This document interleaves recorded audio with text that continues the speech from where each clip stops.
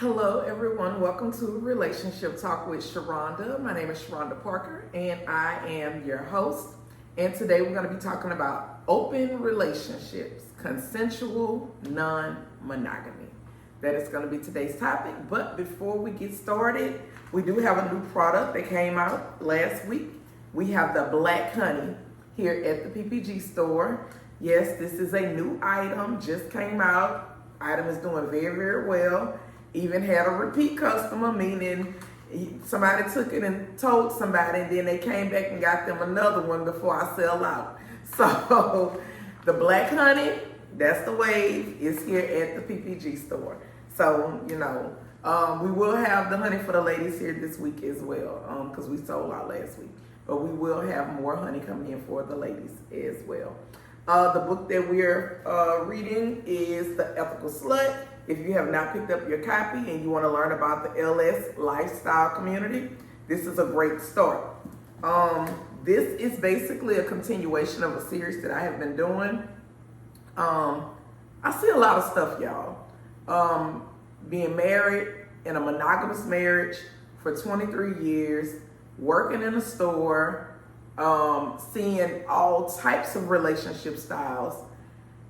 Even though I practice monogamy, in my marriage, I've always had the mentality or the mindset to understand that some of these other relationship styles tend to work a lot better, in my opinion. Because I was able to practice monogamy and have self-control and restraint and honor vows and understand a covenant that I said I do to, that does not necessarily mean that works for everyone. Now, this time around, as a single woman, I have the opportunity to, or I just don't want to say opportunity, but I have a desire to do things just a little bit differently. And it may not necessarily line up with tradition. But this is not about me. This is about me actually teaching about the lifestyle. Okay? All right. So consensual non-monogamy, open relationships. So let me start off by saying with open relationships, normally you're dealing with a couple who are actually in a relationship. It does not necessarily mean that they live together. It's just that they have climbed the relationship escalator. If you don't know what that is, go back to one of my other videos. They have climbed the relationship escalator and they have basically said, we are a couple, okay? But even though they are a couple, they have decided that they don't want to be monogamous as a couple. Now, sometimes you'll have a situation where both people have the freedom, and then sometimes you'll have a situation where one person desires the freedom and the other person is content. It's like, look, you go out there and do what you got to do to make yourself happy. I'm going to do what I got to do here to make myself happy. Bringing in another person is not necessarily what I need to make myself happy. But if that's what you need to do to make yourself happy, then by all means, you go out there and you do that. Now, with this open relationship, this is a little bit different than kitchen table poly. This is a little bit different than a triad. This is basically a situation to where maybe a couple decide to go to Vegas, right? And they go to Vegas and they turn up a weekend in Vegas, and what happens in Vegas stays in Vegas. They come back home to their regular life and they live life like nothing ever happened in Vegas. You have that open relationship style. Then you have another open relationship style where couples are looking for unicorns and dragons. Sharonda, what are unicorns and dragons? Unicorns are typically bisexual females who don't mind playing with couples. They don't mind coming into your bedroom and showing you and your man a good time, right? A dragon is typically a male. I'm not going to say bisexual because nothing that I've read specify bisexual, whereas with unicorns, it actually said most times they are bisexual because they're playing with the husband and the wife. But dragons are men who will come into a bedroom and entertain you and your wife. Meaning It may be a situation to where the husband is just watching you have sex with his wife. The dragon is having sex with the wife and watching. Or it may be a situation to where the husband and the dragon are actually doing a threesome with the wife, but they're not necessarily interacting with each other. Or it could be a situation to where the dragon and the husband are interacting with each other. It's just that the definition, as far as the textbook, does not specify if the dragon is bisexual or not. Okay, so you have couples that look for unicorns and dragons to bring into their bedroom, and once it's over, and these people go on about their life, right? Then you have a situation where there is a free pass, whereas you can go and do what you want to do, or I could go and do what I want to do. And we have rules, maybe what time we got to be back home. We have other rules, like maybe we can't bring people into our actual house. We have to do this at a hotel. Or sometimes it's a free pass, whereas we both know what each other doing, but we don't discuss it. It's a don't ask, don't tell situation. I know that you out there and you're doing what you're doing. We've already established our ground rules, but I don't need to know the details. You also have situations like that. Then the last situation is, if you go back to one of my other videos about polycules, you have a situation to where a person has a V, meaning I have my serious partner that I am doing relationship things with. We may be raising children together. We may be buying a home together, or we may be renting together. We may be living together so many nights out the week, but a couple of nights out the week, I'm over here on this side of town, and you know where I'm at. You know who the person is. You and this person, y'all don't interact, but you both know each other exist. That is another open relationship style, okay? All right, so one of the things that people have to understand when you're deciding to do an open relationship is, if you want it to be successful, you have to establish some ground rules. This is just the communication. You have to have the ground rules. The very first thing that we got to talk about is, how often will you see this person? If I'm a woman and I'm going to agree to have an open relationship with my man, and I'm just going to use him as the person that's going out, or I can use me as the person that's going out, how often will we see these people that we have an open relationship with? Is this going to be something you do on the weekends? Can I expect Wednesday to be the day that y'all get together? Is this something that you're going to do once a month? How often can I expect you to be dealing with this other person? I know couples that literally turn up like once a month. They'll go get a room, go out of town with their lit person. They go turn up once a month, come back home. You don't hear nothing else about it. Some people have ground rules as far as sex goes. You can have sex with the person, but you cannot establish emotions. Now that's hard, y'all. And I say it's hard because a lot of times when you're having sex with a person, and if it's just sex, then it's easy to not establish emotions. But if you're having sex with a person and you're constantly communicating with them, and you're constantly seeing them outside of sex, meaning that y'all are actually doing things together, y'all actually spending time together, it's kind of hard to not allow emotions to form when it's not just sex, okay? When it's just sex, sometimes you can really keep it at that, no emotions. And sometimes people even have boundaries with sex where your person may say, you can have sex with them, but you can't kiss them. I don't want you kissing. I'm not gonna kiss, so you don't kiss, because kissing is more intimate and it brings on you can have sex with them, but no oral sex. No oral, that's too intimate. You understand what I'm saying? Meaning that even within the sex, sometimes people establish boundaries. Now, the thing is, sometimes when the people are hooking up together, then that's easy to do, right? But what happens if you have a free pass situation where it's a don't ask, don't tell, or you have a V type of situation? Sometimes those boundaries are hard to put in place because don't ask, don't tell. You don't know what then went on in the bedroom.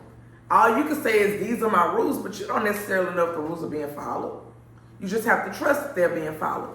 A V situation is going to be really, really hard not to establish emotions because this is a constant person that's in this person. Like, yeah, you the main person or you the primary, but this person has literally taken on the role of secondary, and they're fulfilling certain voids that you're not feeling. For example, you and this person, y'all have the things that y'all enjoy doing together, but when this secondary person comes along, there are things that they enjoy doing with this secondary person that they may not necessarily enjoy doing with you. However, emotions a lot of times will happen. They will form. The emotions are going to come over time, especially when you're dealing with the same person over and over again. Some of the ground rules are sometimes the home is off limits. Meaning, now I know couples who actually turn up in their home, who actually bring in a third person to their home, turn up, literally, have a nice guest bedroom laid out for them, meaning that, yeah, we could be up in here and we could be intimate and do our thing, but when it comes time to go to sleep, then you will actually go and sleep in the guest bedroom, unless we've had a conversation to where you're going to actually sleep in the bed with us. So I know couples who entertain, they actually sleep in the bed with their third once everything is over. I know couples who entertain and their third actually retires into the guest bedroom and they sleep, amongst themselves. But some couples I know, their home is off limits. That's their sanctuary. That's their place of peace. And if you're going to get down, then we're going to get down and we're going to do it in a hotel room. And even sometimes I've seen where couples have the hotel room and actually will, excuse themselves and let the third know you can have the room for the rest of the night. We enjoyed you, thank you, but we're going to go. And then I see couples where they actually stay the whole night in the hotel and they leave and they go and eat with the third that morning and then they go their separate ways. But let me also say this while I'm talking about this, because in my ladies group, one thing that I had to bring to a lot of wives' attention, a lot of y'all want to bring in thirds, or I'm not going to say wives, but just couples. I'm going to say couples because it's more broader. One thing that I had to bring to the attention of a lot of ladies is this unicorn, this third is coming in and showing you and your man a good time. When it's over, you don't get to be rude to them. You don't get to dismiss them like they're a fucking piece of meat and be like, oh, you didn't do what you got to do. All right, girl, you could go. No, you treat people with decency. Like, regardless of what then went on with y'all sexually, you treat people with decency. And a lot of times it's better to have a conversation beforehand how the night is going to end, how you all plan to retire. And it can be as simple as, we're going to do what we're going to do, but once we're finished, me and my man, we're going to leave and you can have the room for the rest of the night. Or, at such and such time, at 3 a.m., we're going to cut this off. And at that point, me and my man is going to stay in the room for the rest of the night. And we thank you for coming and, having a great time with us. Or we're going to sleep in the room the whole night. And then we're going to go and take you to eat the next morning. And then we're going to go our separate ways. I think the latter is the better option. Meaning, go out, be kind to your person. Have some hospitality, and treat them well. Because when you treat them well, then a lot of times they don't mind coming back again. Unless you have this rule, which is on here, you cannot sleep with the same person more than once. Some couples actually have their rule to where it's only a one and done. And they do this so that emotions won't form. I've seen that as well. I was told to put a lot of emphasis on this protection, if you're going to do fluid bonding or not.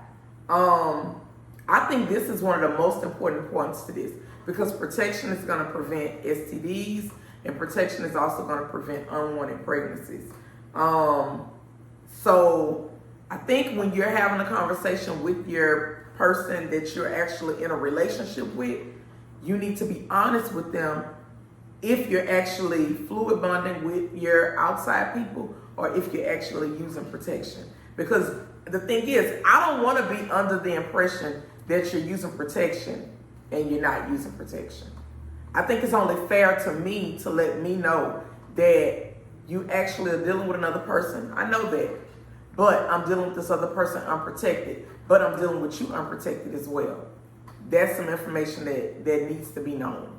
Because we need to know who all we dealing with, especially if we're not using protection. The last thing is, sometimes when we have these open relationships, and sometimes when emotions have formed and you're dealing with the same person over and over. For example, you have a couple and they're dealing with a person once or twice a month, and they kicking it with this person, and they going and partying with this person, and all of this kind of stuff. But it's, you know, it's being done out of town, and when you leave it there, you leave it there. But when you come back to your real life, you're in your real life. When you're real life, sometimes anniversaries come around, sometimes birthday comes around, sometimes children birthdays come around. We need to know if this person can or cannot attend these events. Meaning, yes, our anniversary, and this person, they actually kick it with us. Like, they our third, they get down with us. But for our anniversary, do we want this person contacting us? For our anniversary, do we want this person sending flowers and gifts? Do we want this person reaching out? Or is that off limits? When your birthday rolls around, can this person contact you?